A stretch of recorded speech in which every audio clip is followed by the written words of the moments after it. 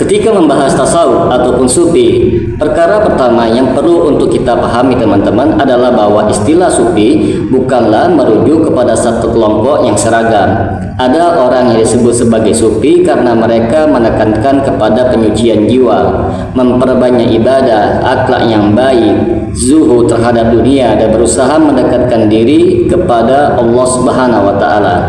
Ada juga kelompok yang mengembangkan ajaran-ajaran tertentu yang dipandang menyimpang oleh banyak ulama teman-teman. Oleh sebab itu, tidak tepat jika semua orang yang disebut sebagai sufi itu dihukumi dengan sama. Kritik para ulama umumnya ditujukan kepada ajaran ataupun praktik tertentu, bukan kepada setiap individu yang menisbatkan diri kepada tasawuf.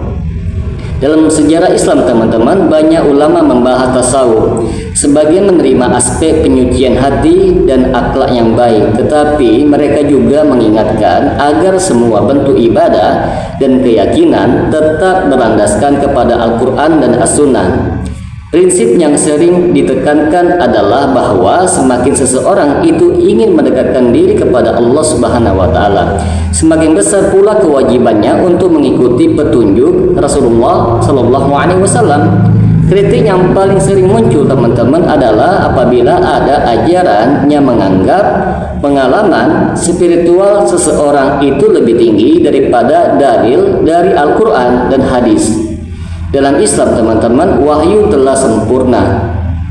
Setelah wafatnya Nabi Muhammad SAW, tidak ada lagi wahyu yang baru. Maka seseorang tidak boleh mengatakan bahwa ilham, mimpi, kasyaf ataupun pengalaman batinnya boleh dijadikan sumber hukum agama yang mengalahkan Al-Quran dan As-Sunnah.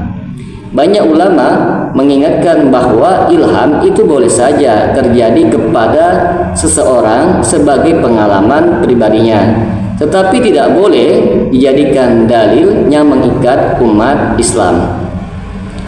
Lalu teman-teman, kritik selanjutnya itu berkaitan dengan sikap yang berlebihan terhadap guru tarekat. Dalam sebagian kelompok ada murid yang meyakini gurunya itu mengetahui perkara gaib, mampu mengetahui isi hati manusia, mampu memberikan syafaat tanpa izin Allah Subhanahu wa Ta'ala, ataupun diyakini mempunyai kekuasaan yang luar biasa terhadap alam. Keyakinan seperti ini teman-teman itu dipandang bermasalah oleh banyak ulama karena perkara gaib itu merupakan hak Allah Subhanahu wa Ta'ala semata, kecuali apa yang Allah perlihatkan kepada para rasulnya. Selain itu teman-teman, terdapat praktik meminta pertolongan kepada orang yang telah meninggal dunia. Sebagian orang itu datang ke makam wali untuk memohon rezeki, kesembuhan, perlindungan ataupun keselamatan. Mereka beranggapan bahwa wali tersebut boleh menyampaikan permintaannya kepada Allah atau bahkan mengabulkannya. Nah, disinilah teman-teman banyak ulama memberikan kritik yang keras karena doa merupakan ibadah yang seharusnya itu ditujukan hanya kepada Allah semata. Menghormati orang soleh itu diperbolehkan teman-teman, tetapi memohon kepada mereka setelah mereka itu meninggal dunia menjadi persoalan akidah yang diperselisihkan dan dikritik oleh banyak ulama. Ada pula ajaran yang terkenal dengan istilah wahdatul wujud ataupun kesatuan wujud.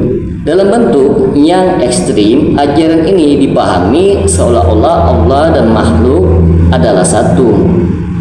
Nah, sebagian tokoh menafsirkan ungkapan tersebut secara filosofis atau simbolik, tetapi sebagian pengikut memahaminya secara harfiah teman-teman, sehingga itu melahirkan ucapan-ucapan yang dianggap itu bertentangan dengan akidah Islam.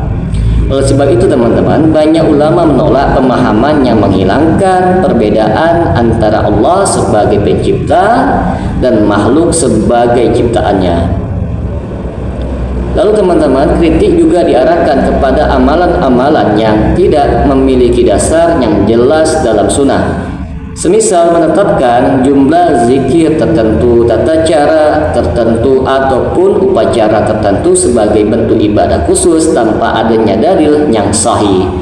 Dalam Islam, setiap ibadah itu mempunyai tata cara yang telah diajarkan oleh Nabi kita Nabi Muhammad SAW. Mendama bentuk ibadah baru dan menganggapnya sebagai bagian agama itu menjadi perhatian yang serius oleh para ulama, teman-teman. Sebagian tarekat juga mengajarkan baiat kepada seorang syekh dengan ketaatan yang sangat tinggi. Menghormati guru adalah akhlak yang baik. Tetapi apabila seseorang murid diwajibkan menerima semua ucapan gurunya tanpa boleh bertanya ataupun meneliti dalilnya, maka hal ini perlu untuk kita kritik. Dalam Islam, setiap pendapat manusia itu boleh diterima dan boleh juga ditolak kecuali perkataan Rasulullah SAW. Ada pula kisah-kisah karamah yang berkembang tanpa penelitian. Sebagian cerita menyebutkan seorang wali itu dapat terbang berada di dua tempat sekaligus, bertemu Nabi Khidir setiap harinya ataupun mengetahui seluruh kejadian di dunia. Islam mengakui adanya karamah bagi orang soleh, teman-teman. Tetapi kisah-kisah tersebut perlu untuk diteliti. Tidak semua cerita yang tersebar itu benar dan tidak boleh dijadikan landasan akidah. Sebagian kelompok juga terlalu sibuk dengan ritual sehingga melalaikan ilmu syariat. Padahal para ulama itu menjelaskan, teman-teman, bahwa ilmu harus mendahului amal. Seorang muslim itu perlu belajar akidah, fikih, dan sunnah agar ibadahnya itu benar. Semangat ibadah tanpa ilmu boleh menyebabkan seseorang itu jatuh kepada amalan yang tidak sesuai dengan tuntunan Nabi Muhammad SAW. Nah, perlu juga untuk kita pahami bahwa kritik terhadap sebagian ajaran sufi bukan berarti kita menolak akhlak yang baik, keikhlasan, kesabaran, tawakal, zuhud, atau penyucian jiwa. Semua itu merupakan ajaran Islam yang sangat mulia, teman-teman. Yang menjadi persoalan di sini adalah apabila nilai-nilai tersebut dicampur dengan keyakinan ataupun amalan yang tidak memiliki dasar yang kuat di dalam Al-Quran dan Sunnah. Sikap yang adil adalah menilai setiap ajaran berdasarkan dalil. Jika suatu amalan sesuai dengan Al-Quran dan As-Sunnah, maka diterima. Jika bertentangan, maka kita tinggalkan. Seorang muslim tidak boleh fanatik kepada kelompok, tarekat, tokoh ataupun organisasi sehingga menolak kebenaran yang datang dari dalil. Dalam berdakwah dan juga sangat penting, teman-teman, mengkritik suatu ajaran tidak boleh dilakukan dengan mencela ataupun menghina individu. Islam itu mengajarkan agar perbedaan dibahas dengan ilmu, hujah, dan akhlak yang baik. Tujuannya bukan untuk menjatuhkan orang lain, tetapi mengajak kepada apa yang diyakini sebagai kebenaran berdasarkan dalil.